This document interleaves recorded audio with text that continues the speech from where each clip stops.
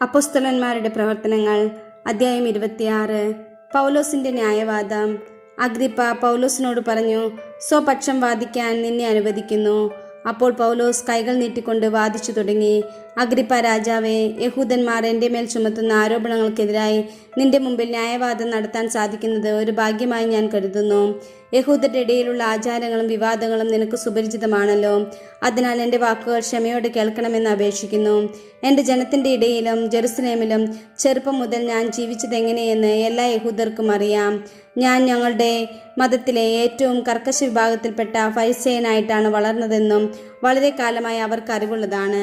മനസ്സുണ്ടെങ്കിൽ അത് സാക്ഷ്യപ്പെടുത്താനും അവർക്ക് സാധിക്കും. ഇപ്പോൾ ഞാനിവിടെ പ്രതിക്കൂട്ടിൽ നിൽക്കുന്നതാകട്ടെ ഞങ്ങളുടെ പിതാക്കന്മാരോട് ദൈവം ചെയ്ത വാഗ്ദാനത്തിൽ ഞാൻ പ്രത്യാശ വെച്ചതുകൊണ്ടാണ്. ഞങ്ങളുടെ 12 ഗോത്രങ്ങളും രാത്രിയും പകലും തീഷ്ണതയോടെ ആരാധന അർപ്പിച്ചുകൊണ്ട് ഈ വാഗ്ദാനം പ്രാപിക്കാമെന്ന് പ്രത്യാശിക്കുന്നു. അല്ലയോ രാജാവേ, അതേ പ്രത്യാശ തന്നെയാണ് എൻ്റെ മേൽ കുറ്റം ആരോപിക്കുന്നതിന് യഹൂദർക്ക് കാരണമായിരിക്കുന്നത്. മരിച്ചവരെ ദൈവം ഉയർപ്പിക്കുമെന്നത് അവിശ്വസനീയമായി നിങ്ങൾ കരുതുന്നത് എന്തുകൊണ്ട്? നസ്രയനായ യേശുവിൻ്റെ നാമത്തിന് വിരുദ്ധമായി പലതും ചെയ്യേണ്ടതുണ്ട് എന്ന് ഒരിക്കൽ ഞാൻ ഉറച്ചു വിശ്വസിച്ചിരുന്നു. ജെറുസലേമിൽ ഞാൻ അങ്ങനെ പ്രവർത്തിക്കുകയും ചെയ്തു. പുരോഹിത പ്രമുഖന്മാരിൽ നിന്ന് ലഭിച്ച അധികാരത്തോടെ വിശുദ്ധരിൽ പലരെയും ഞാൻ തടവിലാക്കുകയും അവരുടെ വധത്തെ അനുകൂലിക്കുകയും ചെയ്തിട്ടുണ്ട്. ഞാൻ പലപ്പോഴും എല്ലാ സിനഗോഗുകളിലും ചെന്ന് അവരെ പീഡിപ്പിച്ചുകൊണ്ട് വിശ്വാസത്യാഗത്തിന് നിർബന്ധിച്ചു.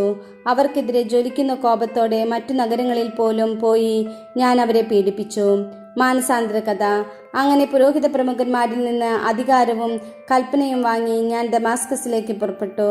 അല്ലയോ രാജാവേ, മധ്യാഹ്നമായപ്പോൾ വഴിമധ്യേ ആകാശത്തു നിന്ന് സൂര്യപ്രഭയെ വെല്ലുന്ന ഒരു പ്രകാശം എൻ്റെയും സഹയാത്രികരുടെയും ചുറ്റും ജ്വലിക്കുന്നത് ഞാൻ കണ്ടു. ഞങ്ങളെല്ലാവരും നിലം പതിച്ചപ്പോൾ ഹെബ്രായ ഭാഷയിൽ എന്നോട് പറയുന്ന ഒരു സ്വരം ഞാൻ കേട്ടു. സാവോൾ, സാവോൾ, നീ എന്നെ പീഡിപ്പിക്കുന്നത് എന്തുകൊണ്ട്? ഇരുമ്പാണിമേൽ തൊഴിക്കുന്നത് നിനക്ക് അപകടമാണ്. ഞാൻ ചോദിച്ചു, കർത്താവേ, അങ്ങ് ആരാണ്? അവൻ പറഞ്ഞു, നീ പീഡിപ്പിക്കുന്ന യേശുവാണ് ഞാൻ. നീ എഴുന്നേറ്റ് നിൽക്കുക. ഇപ്പോൾ നീ എന്നെപ്പറ്റി കണ്ടതും ഇനി കാണുവാനിരിക്കുന്നതുമായവയ്ക്ക് സാക്ഷിയും ശുശ്രൂഷകനുമായി നിന്നെ നിയമിക്കാനാണ് ഞാൻ നിനക്ക് പ്രത്യക്ഷപ്പെട്ടിരിക്കുന്നത്. നിന്നെ ഞാൻ നിന്റെ ജനത്തിൽ നിന്നും വിജാതീയരിൽ നിന്നും രക്ഷിച്ച് അവരുടെ അടുക്കിലേക്ക് അയക്കുന്നു. അത് അവരുടെ കണ്ണുകൾ തുറപ്പിക്കാനും അതുവഴി അവർ അന്ധകാരത്തിൽ നിന്ന് പ്രകാശത്തിലേക്കും സാത്താന്റെ ശക്തിയിൽ നിന്ന് ദൈവത്തിലേക്കും തിരിയാനും പാപമോചനം സ്വീകരിക്കാനും എന്നിലുള്ള വിശ്വാസം വഴി വിശദീകരിക്കപ്പെട്ടവരുടെ ഇടയിൽ അവർക്ക് സ്ഥാനം ലഭിക്കാനും വേണ്ടിയാണ്. അഗ്രിപ്പ രാജാവേ, ഞാൻ ഈ സ്വർഗീയ ദർശനത്തോട് അനുസരണക്കേട് പ്രത്യുത ആദ്യം ദമാസ്കസിലുള്ളവരോടും പിന്നെ ജെറുസലേമിലും യൂദയ മുഴുവനിലും ഉള്ളവരോടും വിജാതീയരോടും അവർ പശ്ചാത്തപിക്കണമെന്നും പശ്ചാത്താപത്തിന് യോജിച്ച പ്രവർത്തികൾ ചെയ്തുകൊണ്ട് ദൈവത്തിൻ്റെ അടുത്തേക്ക് തിരിയണമെന്നും പ്രസംഗിക്കുക അത്രേ ചെയ്തത്. ഈ കാരണത്താലാണ് യഹൂദന്മാർ ദേവാലയത്തിൽ വെച്ച് എന്നെ പിടികൂടുകയും വധിക്കാൻ ശ്രമിക്കുകയും ചെയ്തത്. ഇന്ന് വരെ ദൈവത്തിൽ നിന്നുള്ള സഹായം എനിക്കുണ്ട്. അതുകൊണ്ട് തന്നെയാണ് വലിയവരുടെയും ചെറിയവരുടെയും മുമ്പിൽ സാക്ഷി നൽകിക്കൊണ്ട് ഞാനിവിടെ നിൽക്കുന്നതും.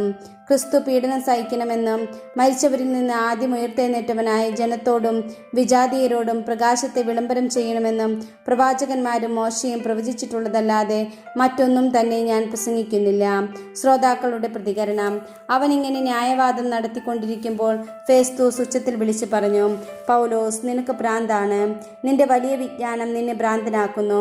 പൗലോസ് പറഞ്ഞു, അഭിവന്ദനായ ഫെസ്തൂസ്, ഞാൻ ഭ്രാന്തനല്ല, സുബോധത്തോടെ സത്യം പറയുകയാണ്. രാജാവിന് ഇക്കാര്യങ്ങൾ അറിയാം. ഞാൻ അവനോട് തുറന്നു പറയുകയാണ്.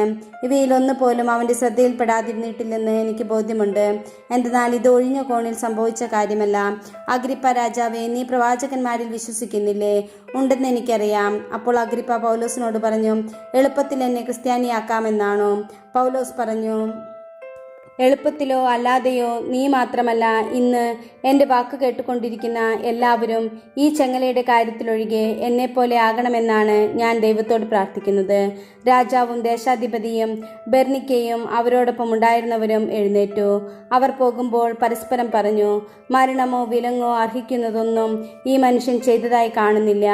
അഗ്രിപ്പ ഫെസ്തൂസിനോട് പറഞ്ഞു, സീസറിന്റെ മുമ്പാകെ ഉപരിവിചാരണയ്ക്ക് അപേക്ഷിച്ചിരുന്നില്ലെങ്കിൽ ഇവനെ മോചിപ്പിക്കാമായിരുന്നു.